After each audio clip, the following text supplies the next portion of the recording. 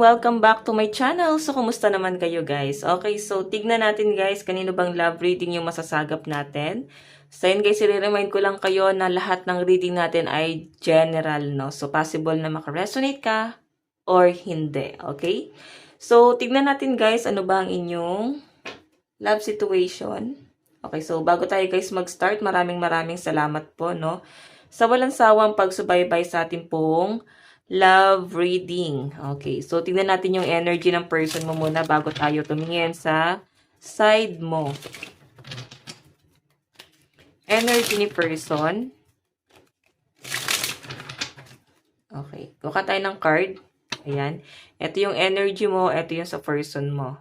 Okay. Energy ni person.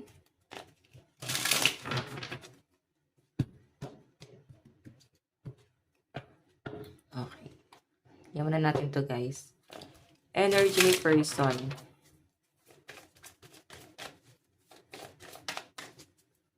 Ayan. Energy ni person. Ito naman yung energy mo.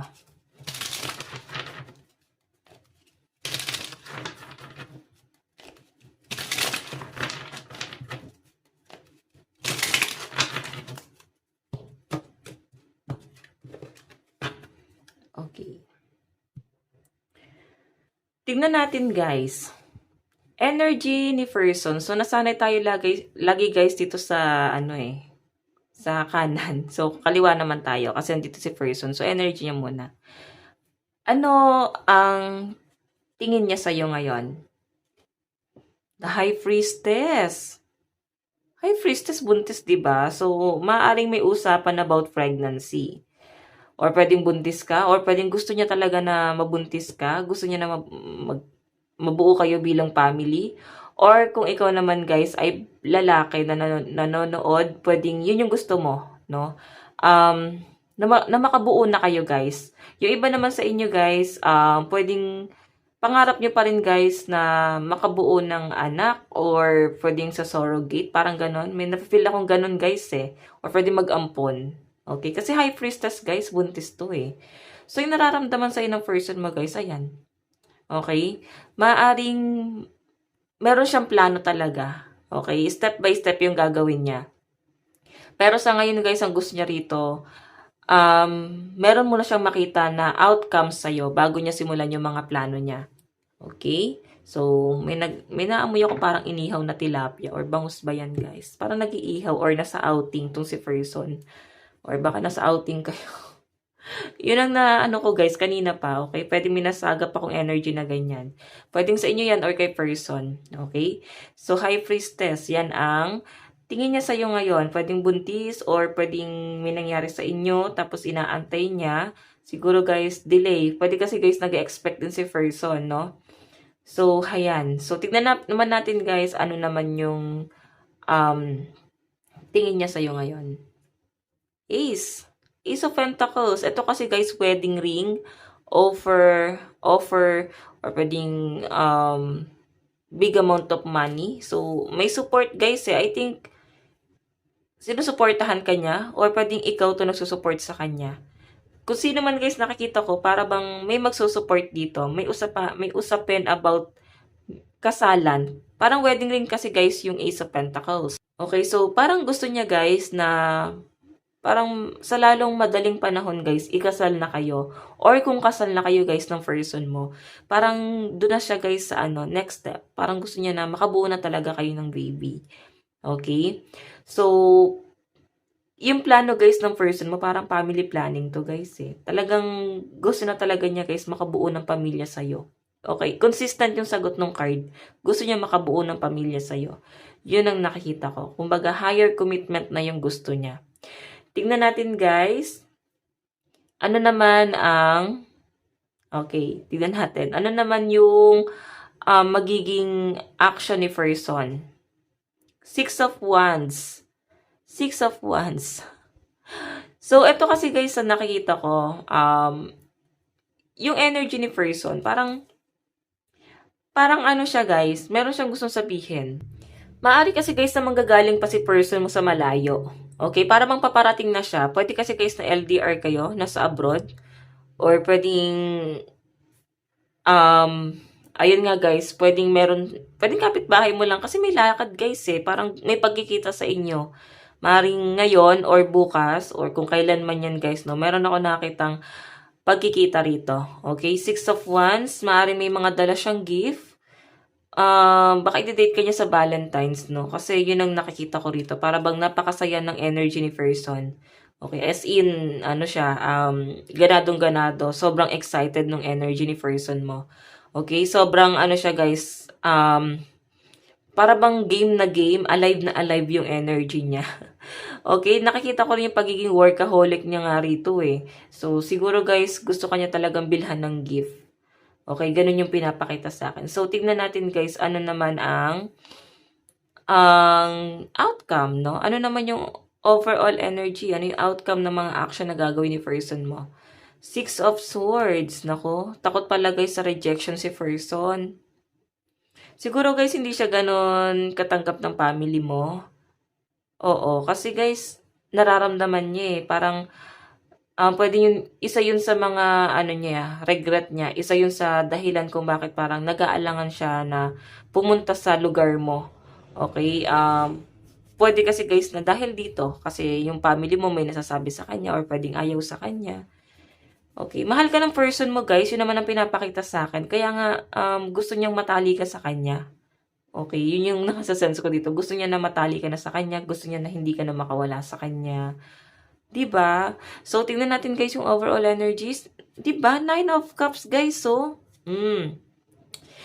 Alam nyo guys, masaya yung person mo every time nakasama ka niya.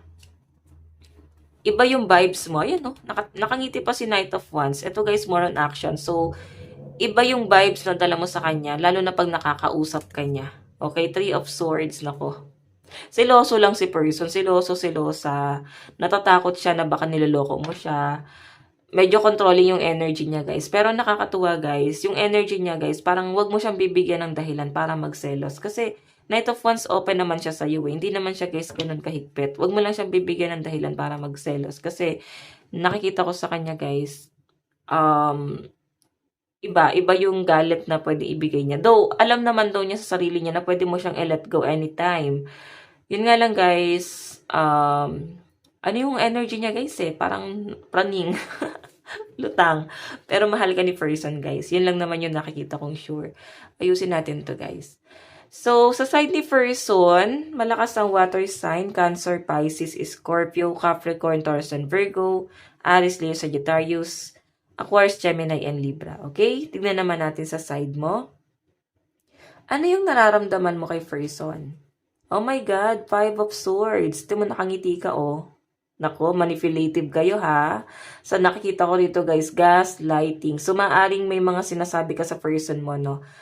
Pwedeng siya yung biniblame mo rin. Though, kasalanan naman talaga niya. Pwede may mga kasalanan siya. At nakikita ko naman na babawi siya. Ayan, no? Nagtagumpay ka rito kung ganun yung ginagawa mo sa kanya. Kung baga, parang sinasabi mo sa kanya, kasalanan mo kung bakit ganito. Lahat ng pwede mong ibato sa kanya, talagang ibinabato mo. And nakikita ko guys yung person mo, gusto niyang bumawi kasi nga, namanipula mo na siya. Okay? Or pwedeng dahil masakit yung nararamdaman mo. Tignan mo kasi, oh, nakangiti ka rito. Ayan, no? So, sa pinapakita sa akin, guys, parang nilalagay mo siya sa patibong. Okay? May dahilan ka kung bakit mo yung ginagawa. Iba sa inyo, guys, baka naman pinapa-albularyo mo ba si person? Or pinapadasalan? May mga ganun akong energy na sasagap. Or pwedeng, kung hindi man, guys, pwedeng minamanifest mo si person, no? Kung may pagtatalo kayo or kung ano man nangyari, minamanifest ka ni person, kaya nga eto na siya. Eto na siya, pabalik na siya guys. So, okay, nagmamadali. Tignan naman natin guys, ano naman yung tingin mo sa kanya. Nine of Pentacles, so okay naman siya guys kasama, lalo na pagdating sa finances, kasi pwedeng sinusuportahan ka niya. Or pwede naman guys na parehas kayo, sinusuportahan yung isa't isa. And nakikita mo yung stability sa feeling nitong taong to guys. Kumbaga, magkakaroon ka ng magandang oportunidad sa kanya. Okay? Magkakaroon ka ng magandang buhay sa kanya. Kasi siya, guys, ay matured. So, nine of Pentacles yung tingin mo sa kanya eh. Tignan naman natin, guys, ano naman yung, ano ba to? Ano ba yung magiging action mo? Knight of Swords, galit ka talaga kay person. Kaya pala siya ganito, manunuyo. Okay, galit ka sa person mo and sa pinapakita sa akin guys, babawi naman si person. Okay, ipapakita niya naman guys yung pagiging sincere niya, pagiging pure niya dito sa relationship niyo. Kasi maaaring meron kang kinagagalit sa kanya. Siguro, hini-hate mo yung mga tao sa paligid niya, family, or hindi mo sinasabi yun guys, pero nararamdaman niya. Pwede hindi mo sinasabi, pwede yun yun sa loob mo, na para bang sila yung nagiging hadlang. Pwede kasi guys na may mga hadlang dito sa side niya. Okay, and sa pinapakita sa akin, masakit para sa iyo nangyayari kasi para bang feeling mo hindi ikaw yung ano yung priority. Okay, may ibang distraction sa side niya. And naintindihan kita ron guys. Tignan natin ano naman yung outcome. Oops, tumalon tong card. Kunin lang natin. Outcome.